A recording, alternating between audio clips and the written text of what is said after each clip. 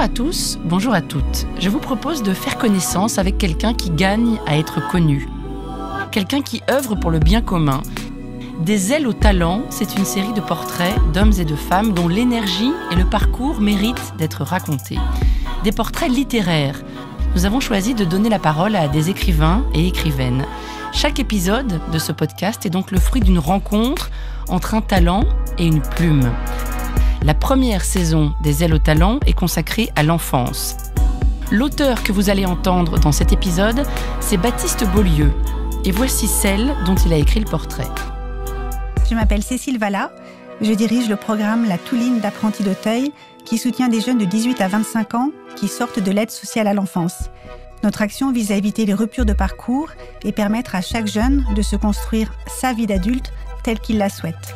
Mon équipe est présente dans 15 villes, en métropole et en outre-mer. Portrait de Cécile Vallat par Baptiste Beaulieu. Vous écoutez Des Ailes au talent. Soyez les bienvenus. Quand je commence à écrire sur le dispositif La Touline, association lancée par les apprentis d'Auteuil, j'ignore qu'en France, les mineurs isolés confiés à la protection de l'enfance sont près de 300 000. 300 000 mineurs qui ont été éloignés de leurs parents par décision judiciaire ou administrative, ou alors des orphelins. Un nombre impressionnant. J'ignore aussi, alors, qu'en France, lorsque ces mineurs atteignent 18 ans, ils perdent leur prise en charge et sont, pour certains, livrés à la rue. Ainsi se retrouvent-ils du jour au lendemain à devoir gérer un emploi en alternance ou un boulot alimentaire, une recherche de logement, parfois des études en parallèle, etc. C'est là que la Touline et ses équipes, implantées dans 13 grandes villes, interviennent. Cécile Vallat est responsable nationale de la Touline des apprentis d'Auteuil. La Touline, ou Lance Amarre, m'explique-t-elle, c'est le nom de ce cordage qui relie le navire au quai ou à un autre navire. Il sert de messager. C'est très symbolique de notre action. Le coordinateur ne prend pas en charge le jeune adulte, mais le conseille, l'aide à s'orienter, agit en relais auprès des dispositifs, missions locales, CIO, Pôle emploi.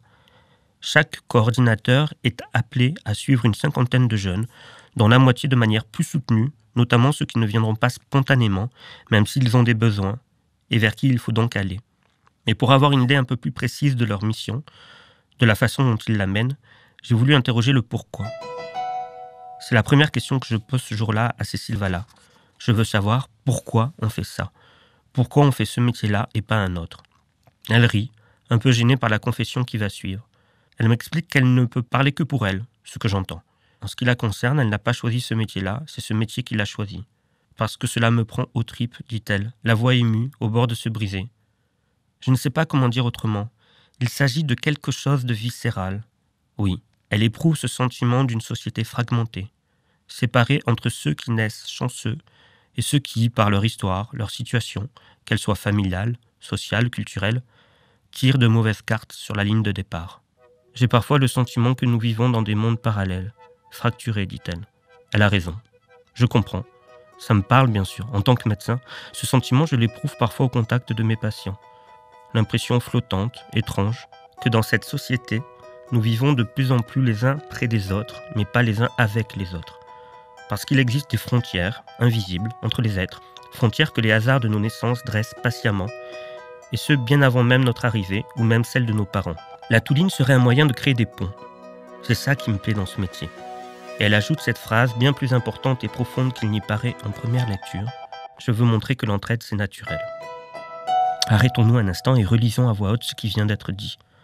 Je veux montrer que l'entraide, c'est naturel. La question soulevée ici me semble fondamentale. Le propos n'est pas de savoir si l'être humain est ou n'est pas bon par nature, mais bel et bien d'agir avant tout dans le but d'exhorter l'autre et soi-même à donner le meilleur. Qu'il faille s'arracher à sa nature humaine ou s'en rapprocher pour y parvenir importe peu.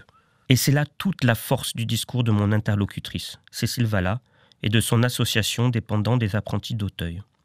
Rappeler qu'il n'existe pas de déterminisme si fort qui ne puisse être abrasé, et de cartes si mauvaises qui ne puissent être échangées contre une meilleure main. Je veux montrer que l'entraide, c'est naturel. Je me fiche de savoir si cette phrase est vraie ou fausse. Si, comme elle l'affirme, c'est naturel. Cette phrase est optimiste, et par les temps incertains que nous traversons, l'optimisme est une forme de courage, peut-être désespéré, mais peu importe. Le courage, c'est du courage. De part et d'autre, il y a des gens humains, de superbes histoires, de superbes personnes, Et aussi, ça permet de casser des images. Je lui demande ce qu'elle entend exactement par « casser des images ». Elle s'explique. Oui, elle parle des stéréotypes, mais pas ceux qui emprisonneraient les adultes. Ceux qui emprisonnent les jeunes dans des représentations mentales négatives d'eux-mêmes et de leurs capacités. Je ne veux pas voir de jeunes qui manquent de rêves, dit-elle. Voilà, c'est ça la Touline, lutter contre les pensées limitantes. Elle reprend. On leur dit tout de suite, va trouver un emploi, n'importe lequel, mais il faut te plonger dans le grand bain. Ne rêve pas trop.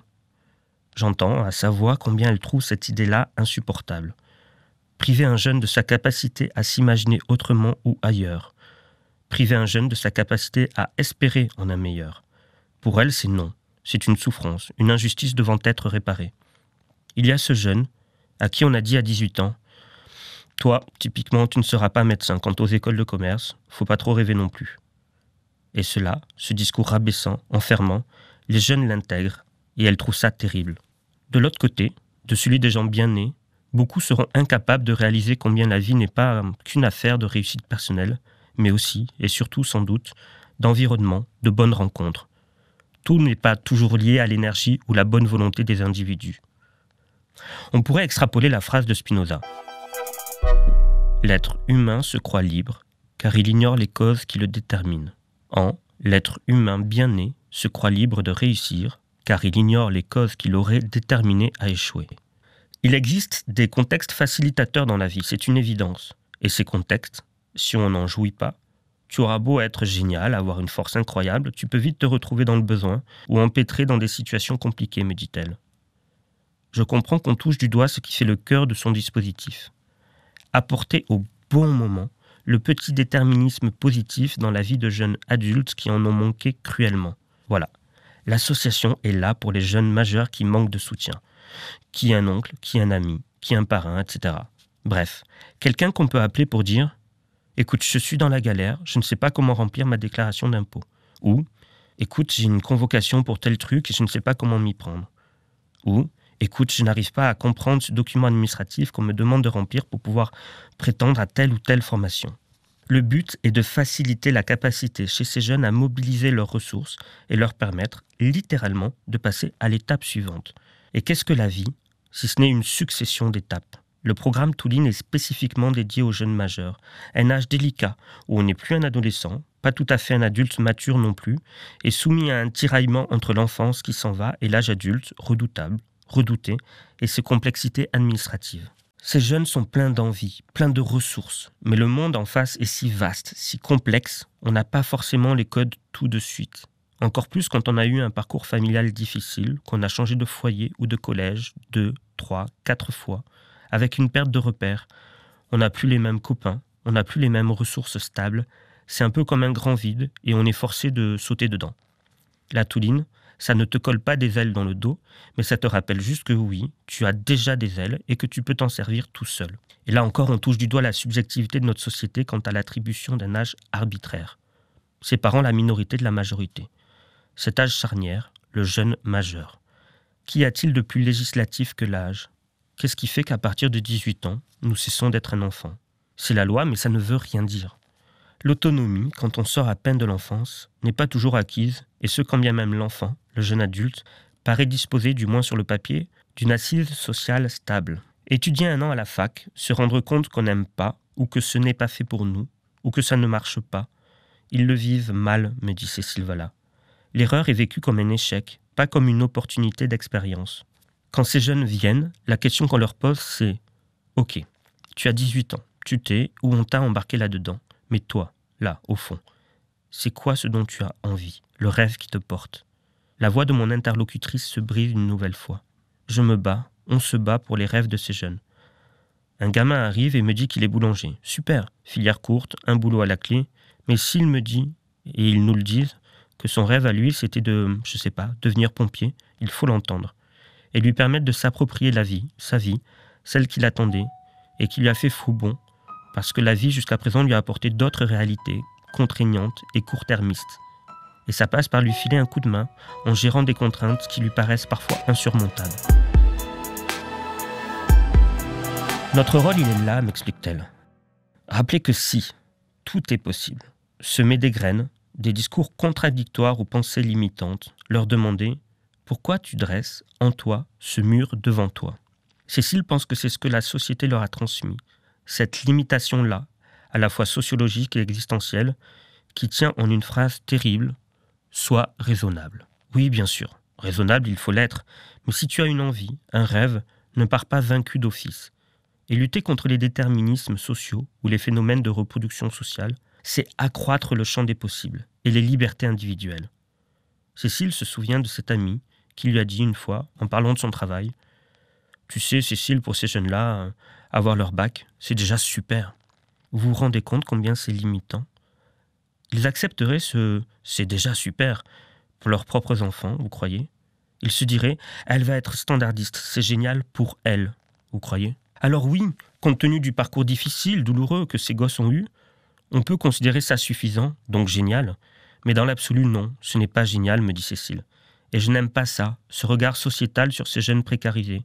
Ce sont des regards précarisants, chacun sa place. Elle reprend son souffle. Je lui demande « C'est quoi l'ambiance ? Comment ne pas craquer ? Comment ne pas vouloir tout casser parfois ?» Elle me dit que cela se passe bien. Oui, c'est de la joie. Elle est toujours surprise quand le premier réflexe de ses interlocuteurs est de pointer du doigt la difficulté morale de ce métier. Pourtant, elle insiste sur la notion si importante de joie. On fait ce qu'on fait, on se lève le matin car on trouve là de la joie. Ces jeunes, ils ont du peps, du répondant, ils débordent d'énergie, de gouaille. Et eux, leur boulot, c'est de jongler avec les possibles de ces jeunes. Et ça, c'est merveilleux. Évidemment, il y a des coups durs, mais il existe un truc, la solidarité d'équipe. Les travailleurs sociaux sont des êtres humains, avec leur parcours, leur fragilité, leur fêlure, et ça peut arriver que l'un d'entre eux nous dise un jour « Tu sais, en ce moment, c'est plus compliqué pour moi. » Plus compliqué, ça veut dire quoi ? Ça veut dire l'accueil de l'autre, de ses blessures, de son parcours qui résonne avec le nôtre, parfois. Elle m'évoque ce collègue qui, un jour, l'appelle et lui livre pudiquement. Voilà, je ne suis pas très bien en ce moment dans ma vie, et je ne me sens pas en mesure de venir en aide à des gens qui en auraient besoin. Et je risque même de faire plus de mal que de bien, dans le sens où je ne serai pas à la hauteur des gamins et de leurs attentes. Les gamins ont suffisamment subi les problèmes des adultes sans qu'on en ajoute. Nous devons rester des déterminants positifs sur leur route, ou ne rien être du tout, mais pas risquer de les abîmer avec nos propres soucis. On doit construire, et si on n'y arrive pas, on se doit de penser contre nous-mêmes et passer le relais à un collègue. La priorité, c'est le jeune. Peut-être la raison pour laquelle être sur le terrain, comme elle dit, peut constituer un métier de passage. Après, ils ont aussi leurs victoires, et il ne faut pas les minorer, mais les grandes victoires se font par petits bouts, par petites étapes, et très probablement quand l'équipe concernée n'est pas ou plus là. Aujourd'hui, me livre-t-elle avec bonheur, un jeune est venu présenter à l'équipe de Nantes son petit garçon. Ils y pensent à ce jeune. Ils l'ont connu dans une situation compliquée, et il revient les voir, et il leur rend puissance 1000 toute l'énergie qu'ils avaient dépensée pour lui, car il vient de lui-même, et pour leur montrer quelque chose qui compte tellement pour lui, et de très signifiant. En leur présentant son enfant, il leur dit qu'il s'en est suffisamment sorti pour accéder finalement à la responsabilité ultime, celle de ne plus être un enfant soi-même, mais d'accueillir au sein de son foyer un petit dont on se charge d'être le responsable et le tuteur. Il y a là à la fois une réussite totale, une revanche sur la vie, sur le sort, et la possibilité magnifique pour ces jeunes à qui elle fut refusée d'une transmission. C'est de moments comme celui-ci que les équipes de Cécile Vallat tirent leur énergie et renouvellent leur engagement, un engagement ô combien précieux, et dont, sans doute, nous mesurons mal la portée comme la charge emblématique. S'occuper d'un jeune qui n'est pas de son sang, et s'en occuper avec attention et en se sentant concerné, c'est ce qui fonde une civilisation. Je m'occupe d'un autre qui n'est pas de mon sang, de ma tribu, de ma meute. Ce lien, cette attention, c'est symbolique, c'est nécessaire.